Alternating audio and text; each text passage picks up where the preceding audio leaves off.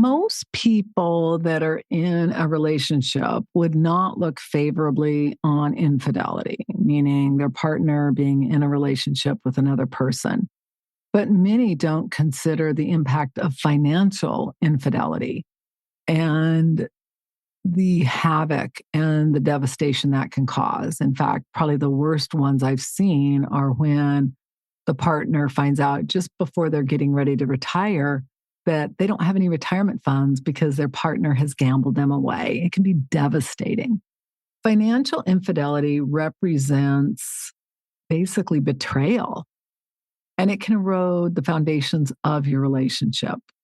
People are making secret purchases. They're making choices that are just not conducive to creating a secure financial future. And it can be a very big problem. So if you want to learn more about financial infidelity and specifically what you need to do to make sure you don't become a victim of it, stay tuned.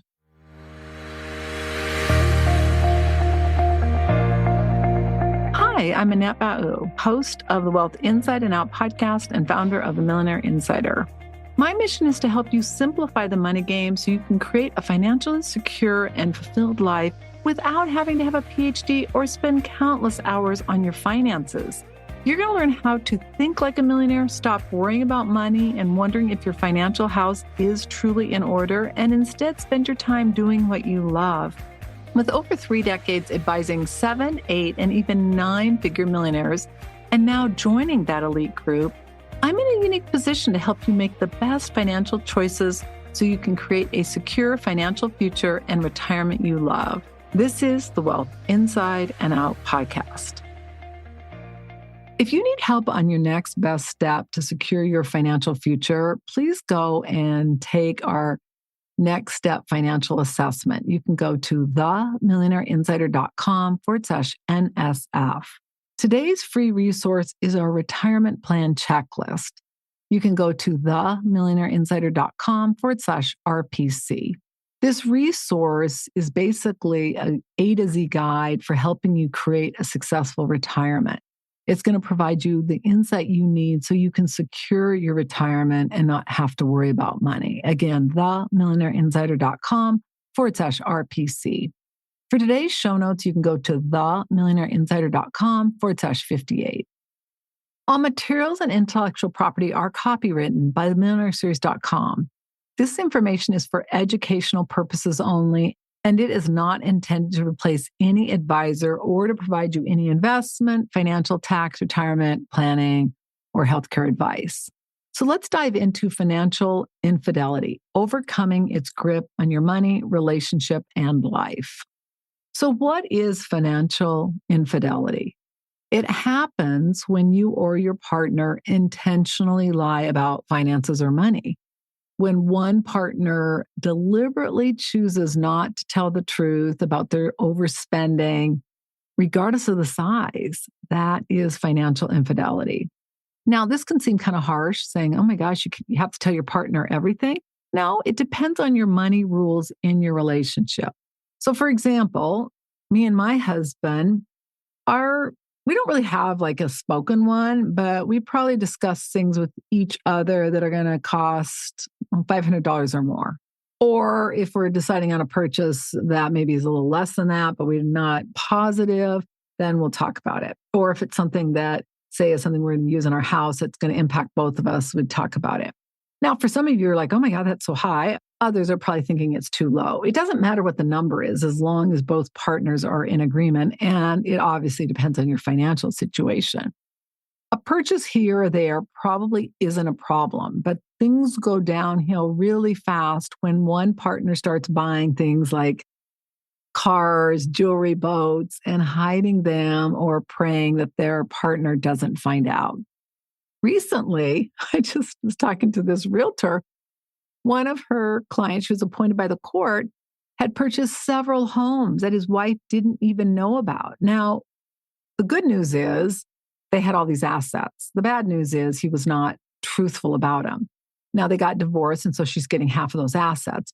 That to me is not okay, but it's not as bad as going and spending it on depreciating assets or fine dining or alcohol or gambling or things that are never going to pay off. I have seen hundreds of situations where the wife finds out that she's married to a gambler or overspender after she realizes there's no money for retirement. It's just unbelievable. And the bottom line is when one partner ignores the finances, the surprises on the other end are often catastrophic. Financial infidelity can be a nightmare, especially when it goes on for a long period of time. You don't even know about it. And then you find out about it when it's too late. It's kind of like ignoring what's going on with your advisor. And then all of a sudden you find out, oh my gosh, they've been stealing money from you. I mean, it's catastrophic. So you got to pay attention. You can delegate, but you can't abdicate. If you're dealing with financial infidelity, you're not alone. One study shows that 42% of marriages have it. Another one shows that 1 in 3 people are often hide purchases from their partner. And then another study shows that 31% of couples say they have a credit card their spouse doesn't know about. So there's a lot of this going on. Now, at its core, financial infidelity, like a lot of other issues, stems from an out of control, impulse driven primal brain that wants gratification and it wants it now. That said, if both partners are willing to work to get better and they get the help they need, it can be repaired. So before we dive in, I want to just explain the difference between financial infidelity and irresponsibility, because I see a lot of difference in this. When it comes to money, there's a big difference between intentionally lying and just forgetting and being irresponsible. You got to determine if somebody has just forgot something, that's very different than when somebody is intentionally hiding money from you and not following the money rules that you and your partner have set up. Now, ideally, you want to set up those money rules before you get married, but I'm sure there's a lot of people listening that say, oh my gosh, we don't have those. That's okay. The next best option is right now. So just get them set up. And if it becomes a problem, like I think with me and my husband, we're pretty lax. I'm probably a little bit more concerned about what we spend just because I kind of handle a lot of the finances. And I just want to know, especially if it's a bigger purchase, what it's going to cost so that I'm prepared for it. That said, I think when you're in a situation where one party has a tendency of overspending, it becomes a lot bigger of an issue. And boy, I was just talking to another person where they were talking about retail therapy. And the person literally went from being an alcoholic to then overeating, then being anorexic, now overspending. It was a spending spree of like 20 grand. I was crazy. You just got to be aware of it. And if you need help, you got to get help. But let's first of all look at some signs of financial infidelity. Probably one of the most common is hidden spending. One partner is making purchases and the other partner doesn't know about it. And it can be a luxury item. It could be a recreational activity or even excessive daily expenses, like that $7 latte that you get 2 or 3 times a day. I mean, there's a lot of things that happen. And, you think like, oh, it's only $7. I share a story that some of our friends, they're professionals. They make a ton of money. They were spending $9 grand a year on gourmet coffees. And it didn't seem like a big deal when it was $7 a day times 4, because they were getting them 2 times a day. But when we did the math, it's like, wow, do some compound interest on that. That is serious money. Another sign is concealed debts, meaning one partner is taking out loans and or gambling, and the other partner's not aware of it. Now, this almost always happens, especially in a community property state where both parties are going to be responsible for it, when one partner signs whatever's put in front of them and they don't pay attention to it. And unfortunately, at least up to this point, it's mostly been women. Oh yeah, he puts things in front of me and I sign them. And this is what happens. And I can tell you because I've heard it over and over again. There's a voice that goes off in her head. And again, it's all often the wife, not always, but I'm trying to even think if I've ever had this situation with a man and I cannot think of one. But what happens is these stories start going off. I'm not good with numbers, or money is his job, or he's better at numbers, or I really don't know enough about contracts or legalese. Boy, when you are having to pay something back, you will. And I just found out from a client that one of her former neighbors, the husband refused to pay taxes. Well, you're not going to win that battle. And then he died and she had to pay him back. And she was literally like destitute. So you got to be aware. You just got to be paying attention. Having secret accounts, opening up bank accounts or credit lines without the knowledge of your partner. Again, this is going to be more common in non-community property states than it is community property. But again, you got to just know what the laws are of your state. Diverting funds to other accounts, maybe to that other relationship they have, or maybe it's to children, funneling money into undisclosed investments. There are just so many things. Cryptocurrency is a perfect example. Another sign is financial lies, providing false information about income, expenses, or financial obligations. And this is often done because you're avoiding confrontation or you want to maintain a certain lifestyle. Spending money and looking like you have money is so rewarding on the outside because everyone gives you attention. It's not so rewarding when you are investing or accumulating wealth. That's an intrinsic driven action. And you got to get used to that. But the consequences of financial infidelity can be profound, extending beyond monetary losses and deeply impacting your partnership. When trust is compromised, it oftentimes becomes fragile, and then the person feels betrayed, resentful, and even insecure. It can be challenging. And so it is possible with commitment, communication, and a willingness of both partners to overcome it. But it's something that's a problem. So let's just for 1 minute look a little more in-depthly at some of the problems. So broken trust. You just don't trust your partner and they tell you something, you don't trust them, even if it's something in a different area. Money problems. It leads oftentimes to financial instability, and it can make it really difficult to secure your retirement. It leads to debt in retirement. So now you're trying to be retired and enjoy your life, and you're worried about those debt payments. And then the bottom line is money problems often cause arguments and disagreements. And when one partner has been unfaithful or not honest about it, it just exasperates that.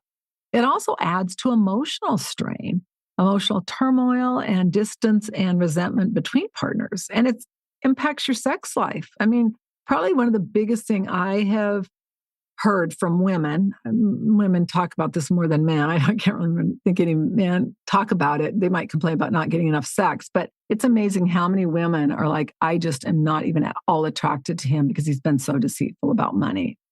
All right, so let's talk about how to recover after financial infidelity. So the first thing is to seek professional guidance. A qualified therapist or even financial advisor who specializes in this can provide invaluable support. A qualified professional can offer objective insight, facilitate productive conversations, and then develop a path to overcoming financial challenges. It's so important that you set clear boundaries. These boundaries and expectations are going to include financial responsibilities for each party. You want to define mutually agreed upon guidelines for spending, saving, and investing. And you want to make sure both parties have a voice, because sometimes you'll see someone who is overspending and it's because their needs are not being met in another area. And a lot of times that's where the spouse, whoever has the most money, is very controlling. So the other one is like getting back at them by spending money. Another situation where I've seen a lot of financial infidelity is where there is a really unfair prenup. And so one partner is basically taking everything they can to save money in the event they get divorced. So there are things that if a person feels comfortable and can discuss it, it's going to help. It's going to get clear boundaries, but it's going to make both parties feel heard and safer and secure, and hopefully then live within the money rules of the partnership.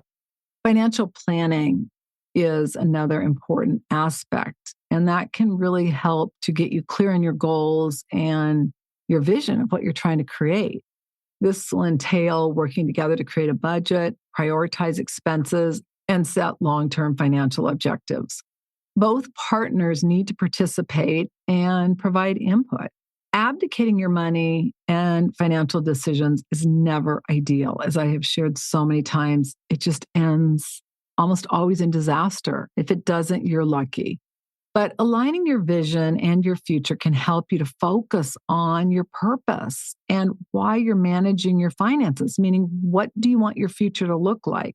The more you get in tune with yourself, get comfortable with who you are, really know that your life has meaning, all of those things are going to help. Mark Twain says the two most important days are the day you're born and the day you determine why. When you really get clear on your why, you have a bigger calling. The boulders that come in your way won't impact you because you're so clear on that. And when something doesn't work out, you're not drawn towards your weakest link, whether it's spending, eating, drinking, whatever it is. So, so important. All right, having open dialogue, open and honest communication, both parties being able to share how they feel without fear or judgment. You want to encourage each other to express feelings and concerns. That is so important. And then you got to have transparency. You've got to have financial transparency. Sometimes it's going to require that you loosen up, meaning if you're really a budgeter and you freak out when your husband goes and spends any money, that's going to cause strain. So you got to be flexible and you got to realize whenever there are two parties, there is negotiation going on if it's a healthy party. If there's one party telling the other one what to do, you can pretty much guarantee that there's going to be things going on that the one party doesn't know. And that's just not ideal. So got to make sure you're looking at those things because they're so important. So there you have it. Let's recap. Financial infidelity can pose a serious threat to the stability of your financial future and the trust within your relationship. However, with a commitment, communication, transparency, couples can overcome this challenge and emerge stronger than before. By addressing underlying issues, you got to set clear boundaries, work together towards your common financial goals, that dream you're building. You can rebuild trust, deepen your connection, and forge a path towards a healthier relationship and a secure financial future. Ooh, so good. All right, I sure hope this helped you. I've seen so many situations where, thank goodness they weren't my clients, but where a person finds out that their partner has been completely unfaithful with the money, and it's just been devastating. And unfortunately, a lot of times people find that out right before retirement or when they're getting divorced. And it can be devastating. One woman shared that it was like one of her friends approached her and said, I think your husband is a gambling addict. And she's like, there's no way. And then another friend said it. And it took a third friend for her to go, I got to look into this. And sure enough, not only did he have a gambling addiction, he had a drug addiction. And he happened to come from money, but boy, he caused them to lose several businesses and it was just disastrous. So don't let that be you. You want to make sure you're paying attention. If you are delegating the finances to one partner, you still are not abdicating. And you've got to have a process in place where you can pay attention to what's going on, whether it is your partner managing it or it's an independent person, whoever it is. You will be so glad you did. If you love the content of this podcast, please follow and subscribe to our channel so you get notified of episodes, and also give us a 5-star review and share a comment. We really appreciate it. Congratulations on taking another step to create a financially free life you love. If you're not sure about your financial future or that it's in order, or you are ready to stop worrying about money or possibly the fear of becoming a bag lady, ending up broke in retirement, or you simply are ready to know your financial house is in order so that you can have a bright financial future, please go to themillionaireinsider.com/NSF. And that doesn't stand for non-sufficient funds. It stands for Next Step Finance. It's the next best step of what you need to do so you can avoid an NSF notice in your future. Again, themillionaireinsider.com/NSF.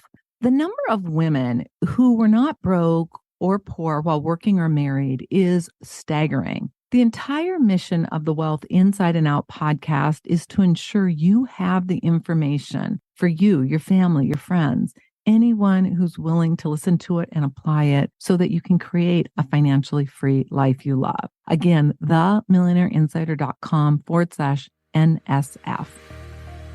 Until our next episode, take one action that will help you create a financially free life you love. I'm Annette Ba'u, your host. All international copyrights are reserved.